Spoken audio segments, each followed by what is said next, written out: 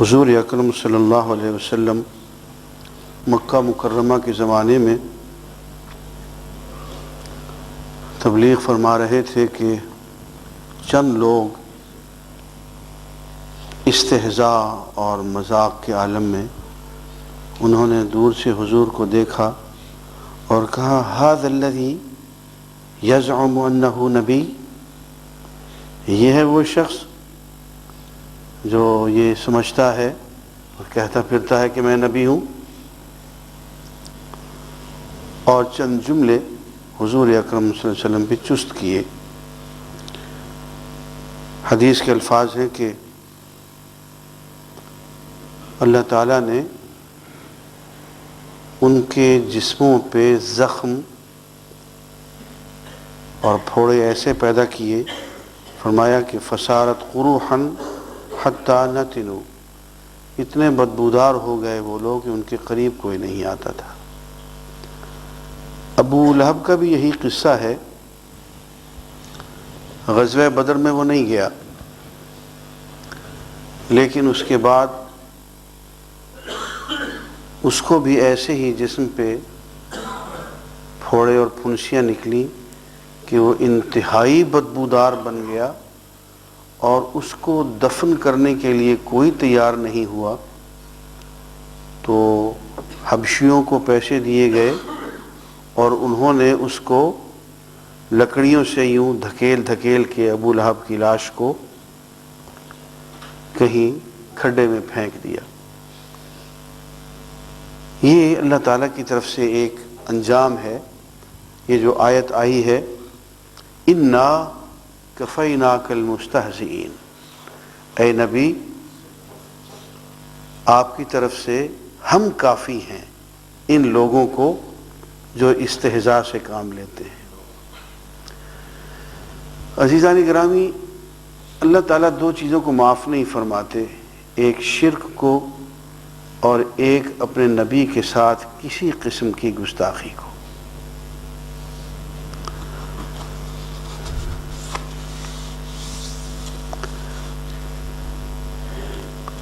مکہ مکرمہ میں ایک خاتون تھی،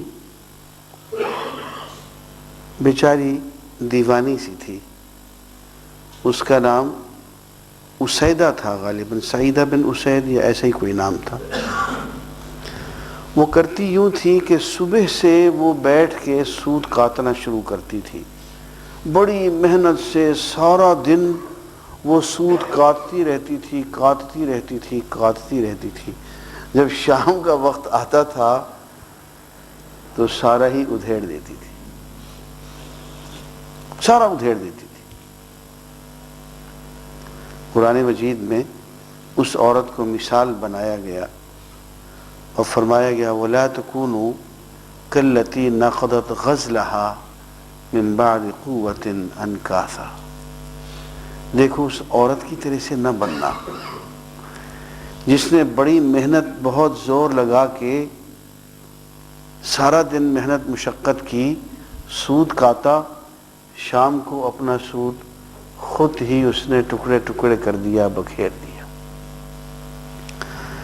عزیزان گرامی، اگر کبھی آپ غور کریں تو ہماری حالت اس عورت سے زیادہ مختلف نہیں ہے۔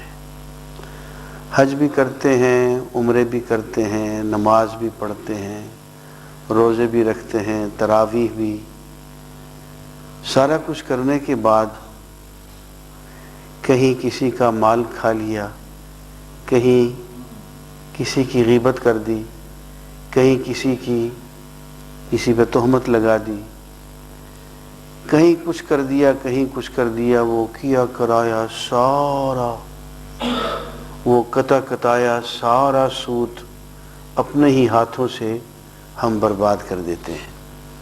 حضور اکرم صلی اللہ علیہ وآلہ وسلم نے ارشاد فرمایا، صحابہ سے پوچھا هل تعرفون من المفلس، جانتے ہو کہ مفلس کون ہے؟ تو صحابہ نے عرض کی یا رسول اللہ ہم تو یہی جانتے ہیں کہ مفلس وہ ہے جس کے پاس پیسہ پائی نہ ہو۔ آپ نے فرمایا مفلس وہ ہے جس نے نمازیں پڑھیں، روزے رکھے، زکاتیں دیں، نیک اعمال سارے کیے، لیکن اس کو گالی دی، اس کو تھپڑ مارا، اس کی غیبت کی، اس کی تہمت کی، اس پہ کوئی زیادتی، تو قیامت کے دن پھر یوں ہوگا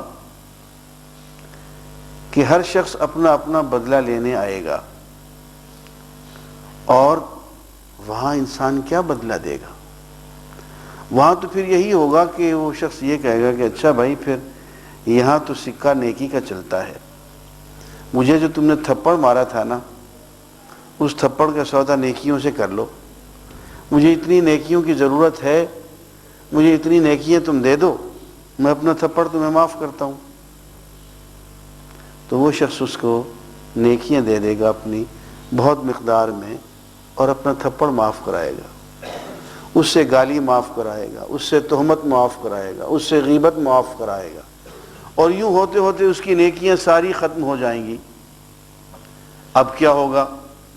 حقدار تو اب بھی کھڑے ہوئے ہیں، جن پہ غیبتیں کی، تہمتیں لگائیں، مظلوم جن پہ کوئی زیادہ مال کھایا، نیکیاں ساری ختم ہو گئیں اور لوگ ابھی موجود، وہ کہیں گے جناب ہمارا حق تو چاہیے۔ اب وہ کہیں گے اچھا بھائی پھر ہم سے سودا کرو، ہماری اتنی برائیاں اپنے ذمہ لے لو، پھر ہم جا کے کہیں تمہاری یہ گالی معاف کر دیں گے، تمہاری یہ غیبت معاف، پھر وہ لوگوں کی برائیاں اس کے پلے میں آنی شروع ہو جائیں گی۔ تو حضور فرماتے ہیں کہ اتنی نمازیں پڑھیں، اتنے روزے رکھے، اتنی زکاتیں دیں، اتنے حج کیے، اتنے عمرے کیے، اور قیامت کے دن مفلس کا مفلس، پلے میں نیکی کوئی باقی نہیں رہی، اور لوگوں کی برائیاں سمیٹ کے اپنے دامن میں ڈال لی۔ یہ ہے مفلس، اور یہ ہے وہ شخص کہ اپنی ساری کیے کرائی پہ خود ہی پانی پھیر دیا، اپنے کاتے ہوئے سود کو خود ہی اس نے برباد کر دیا۔ عزیزان گرامی، میں اس کی ایک مثال دیا کرتا ہوں کہ ایک شخص بہت عمدہ کھانا کھاتا ہے، بہت عمدہ دوائیں، مقویات، وائٹامنز لیتا ہے، اور رات کو سوتے وقت تھوڑی سی زہر بھی کھا لیتا ہے، تھوڑی سی زہر لے لیتا ہے۔ اب اس کی ساری وائٹامنز، اس کی ساری غذا، اس کی ساری حفظان صحت، اس کی ساری ورزش، اس کی ساری محنت، اس کی ساری سیر و تفریح، وہ ڈاکٹر کے سارے نسخے ایک طرف، وہ جو ایک چٹکی زہر وہ رات کو سوتے سوتے کھا لے گا وہ ایک طرف، اس نے کیا کرایا سارا برباد کر دیا۔ اس لیے عزیزان گرامی، یہ جو حقوق العباد کا معاملہ ہے، خاص طور پہ زبان کا معاملہ ہے، اس کو سنبھال کے رکھنا چاہیے۔ حضرت ابوبکر صدیق رضی اللہ تعالی عنہ کو کسی نے دیکھا کہ اپنی زبان کو مروڑ رہے تھے یوں انگوٹھے سے، کسی نے کہا کہ حضرت یہ کیوں کرنے لگی؟ یہ اس سے سب سے زیادہ خطرہ مجھے اپنے جسم کے اس عضو سے ہے کہ یہی ہلاکت میں ڈال دیا کرتی ہے۔ اللہ اکبر۔